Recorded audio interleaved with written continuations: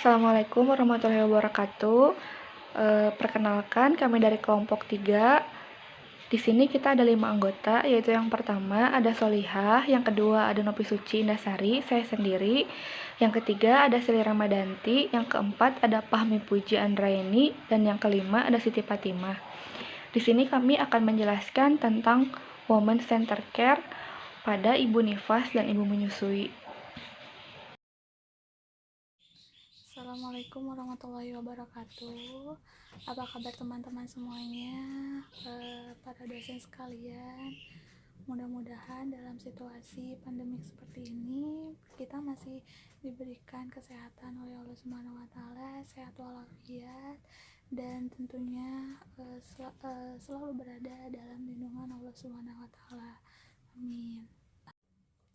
Pada video kali ini saya Seli Ramadanti, anggota dari kelompok 3, mendapatkan tugas untuk mempresentasikan mengenai materi Women Center Care pada ibu nifas dan menyusui. Nah, dalam pembahasannya saya akan membahas mengenai apa sih yang melatar belakangi adanya Women Center Care, lalu apa definisi dari Women Center Care itu sendiri,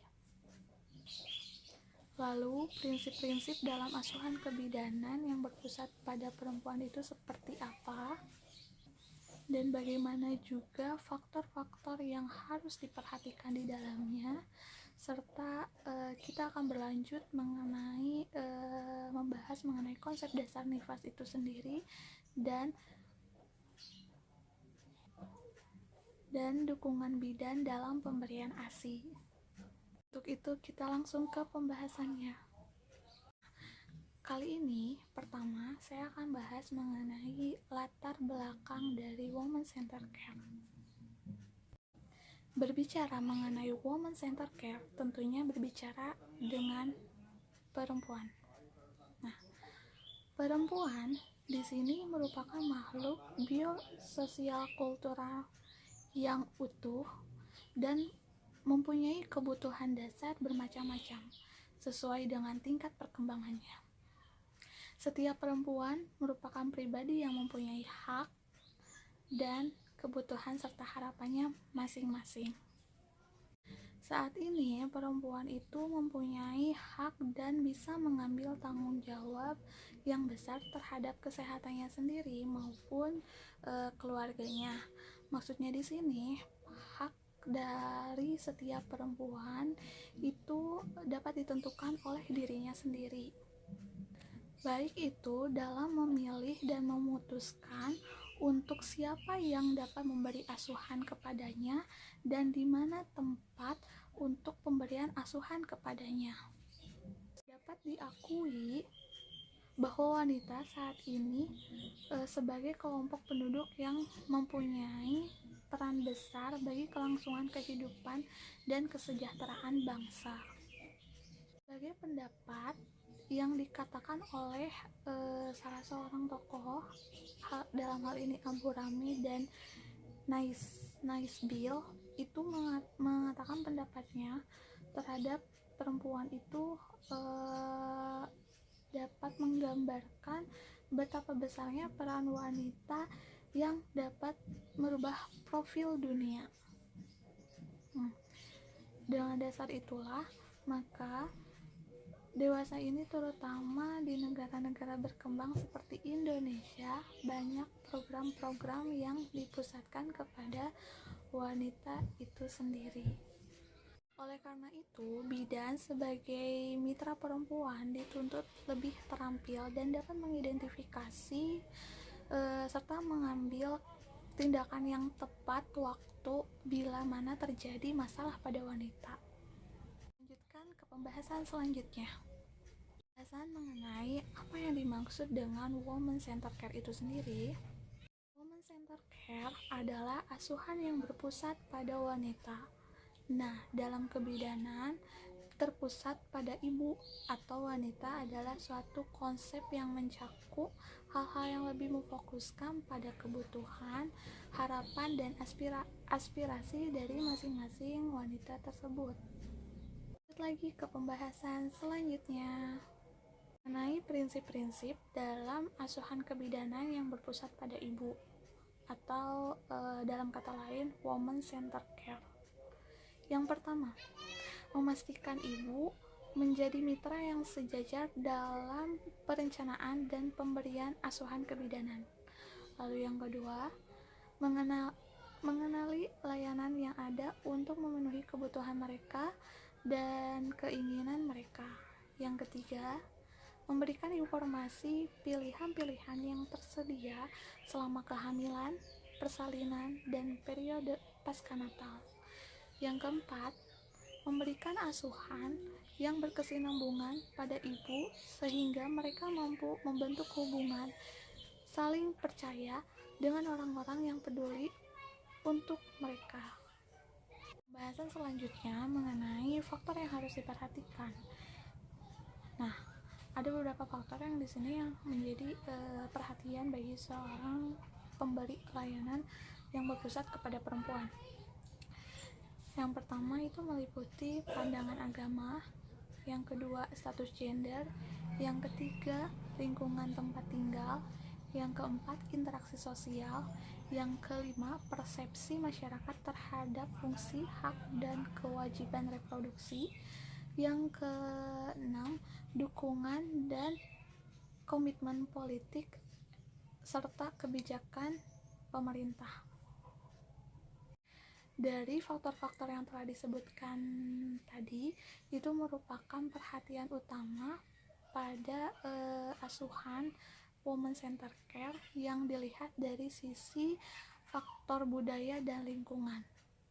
Ke pembahasan konsep dasar nifas.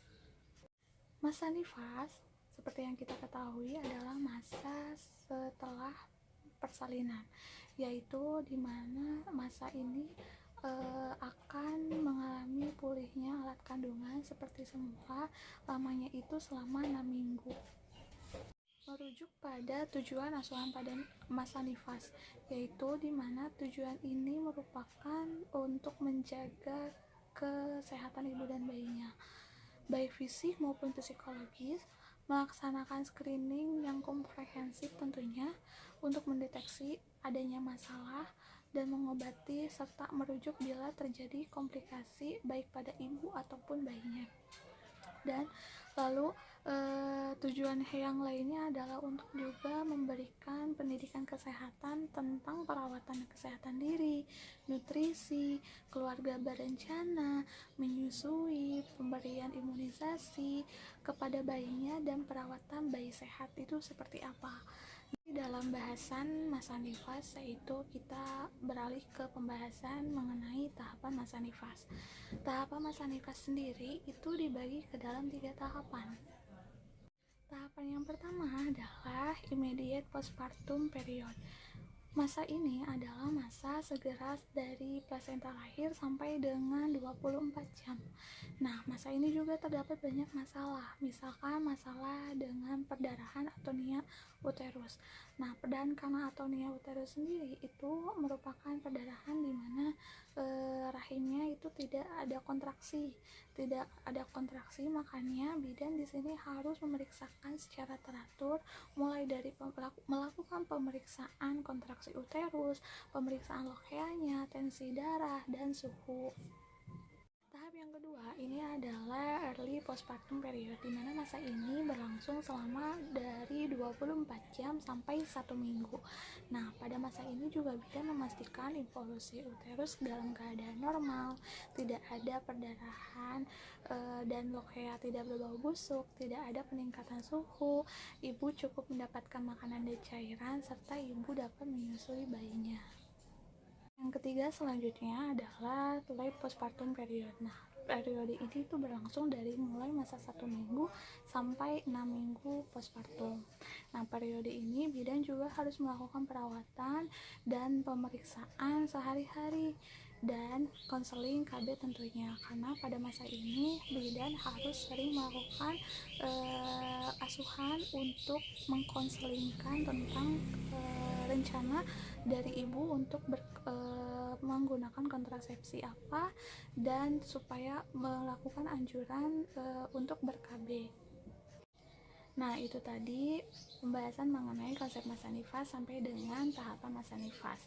Untuk selanjutnya ada satu materi lagi mengenai pemberian ASI yang akan diterangkan oleh rekan saya, yaitu Siti Fatimah Alawiyah. Mungkin itu saja dari saya. Terima kasih atas perhatiannya. Kita beralih untuk pembahasan selanjutnya mengenai pemberian ASI oleh Siti Fatimah. Silahkan.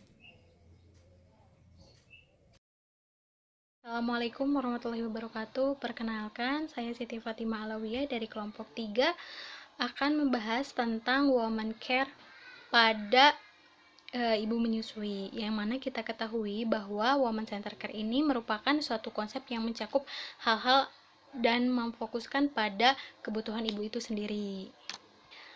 Adapun pembentukan dari air susu itu ada dua refleks yang membantu dalam pembentukan atau pengeluaran ASI. Yang pertama adalah refleks prolaktin, yang kedua adalah refleks letdown.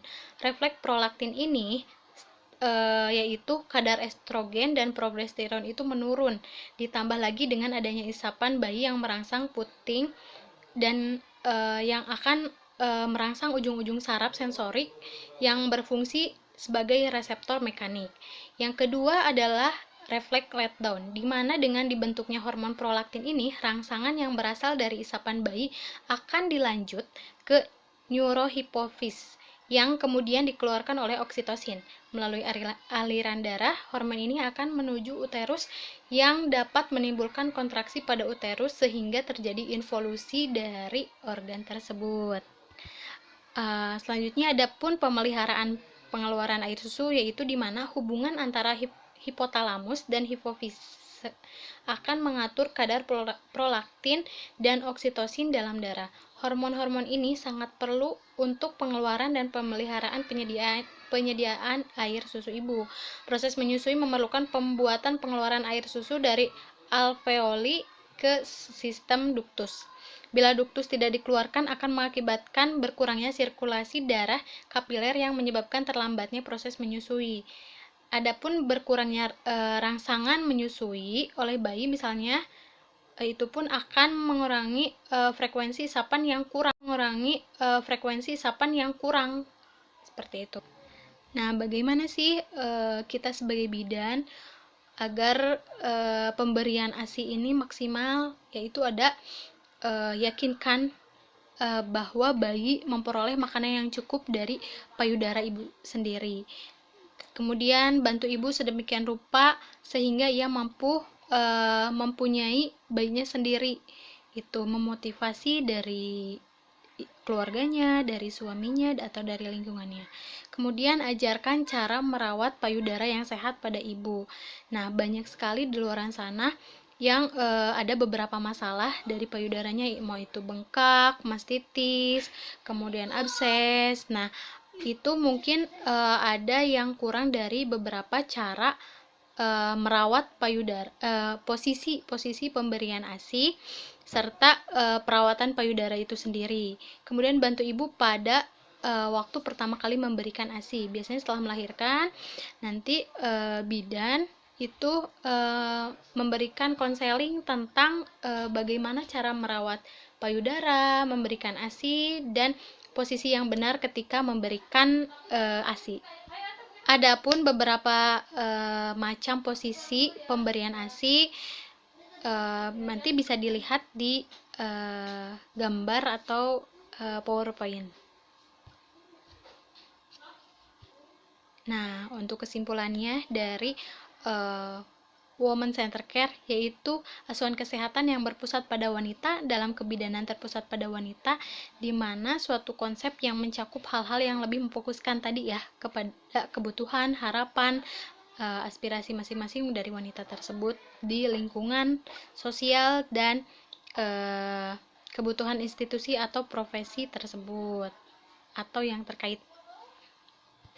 Nah, adapun Women Center Care ini sangat sesuai dengan keinginan ICM, yaitu International Confederation of Midwifery, yang tertuang dalam visinya, yaitu yang pertama, bidan memberikan asuhan pada wanita yang membutuhkan asuhan kebidanan tersebut. Yang kedua, bidan mempunyai otonomi sebagai pemberi asuhan yang menghargai kerjasama tim dan memberikan asuhan untuk seluruh kebutuhan wanita dan keluarga.